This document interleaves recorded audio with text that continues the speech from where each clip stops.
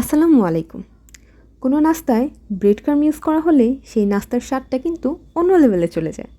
কিন্তু অনেক সময় তো বাইরে থেকে কিনে আনা সম্ভব হয় না।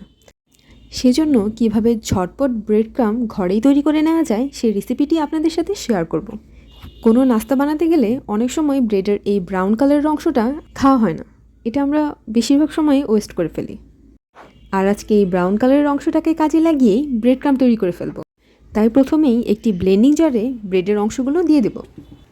শুধু ব্রেডের ব্রাউন অংশ না, আপনারা চাইলে পুরো ব্রেড দিয়েই ব্রেড ক্রাম্ব তৈরি করতে পারবেন। আর এটা কিন্তু একবারে ব্লেন্ড করা যাবে না, এটা একটু থেমে থেমে ধীরে ধীরে ব্লেন্ড করতে হবে। আমি যেভাবে ব্লেন্ড করছি আপনারাও ঠিক সেভাবেই ব্লেন্ড করার চেষ্টা করবেন। আর একটু পরপর ঢাকনা খুলে একটু উপর নিচ করে নেড়ে চেড়ে দিতে হবে। এভাবে যতক্ষণ পর্যন্ত সবগুলো গুঁড়ো হয়ে না যাচ্ছে ততক্ষণ পর্যন্ত এভাবে বারবার নেড়ে চেড়ে দিতে হবে। আপনারা যদি অরেঞ্জ ব্রেড ক্রাম্ব তৈরি করতে চান তাহলে এই পর্যায়ে একটু অরেঞ্জ ফুড কালার দিয়ে দিতে হবে। একটু পরপর এভাবে নেড়ে চেড়ে 2 থেকে 3 মিনিট ব্লেন্ড করে নিলেই এটা সুন্দরভাবে গুঁড়া হয়ে যাবে।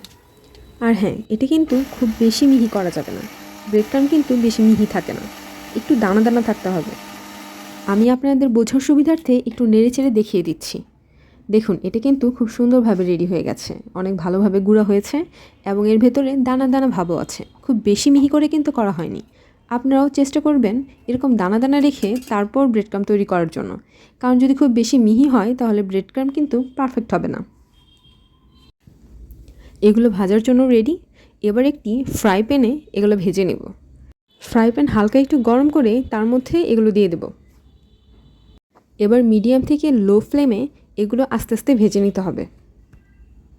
অনবরত নেড়েচেড়ে এগুলো ভাজতে হবে, তা না হলে এটা তাড়াতাড়ি পুড়ে যাওয়ার সম্ভাবনা থাকে।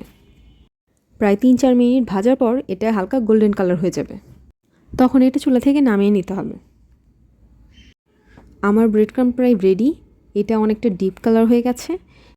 এবার এটা নামিয়ে সাথে সাথে অন্য আরেকটা পাত্রে ঢেলে রাখতে হবে, তা না হলে এটা পুড়ে যাওয়ার সম্ভাবনা থাকে।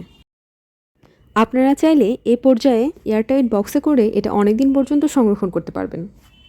তারপর যখন প্রয়োজন পড়বে তখন বের করে সাথে সাথে কাজে লাগিয়ে ফেলবেন। আমার রেসিপিটি ফলো করে আপনারাও খুব সহজে ব্রেড ক্রাম্ব তৈরি করে নিতে পারবেন। রেসিপিটি ভালো লাগলে চ্যানেলটি সাবস্ক্রাইব করে আমাদের সাথেই থাকবেন। আজ এ পর্যন্তই, পরবর্তীতে নতুন কোনো রেসিপি নিয়ে আবার চলে আসব। সে পর্যন্ত ভালো থাকবেন। আল্লাহ হাফেজ।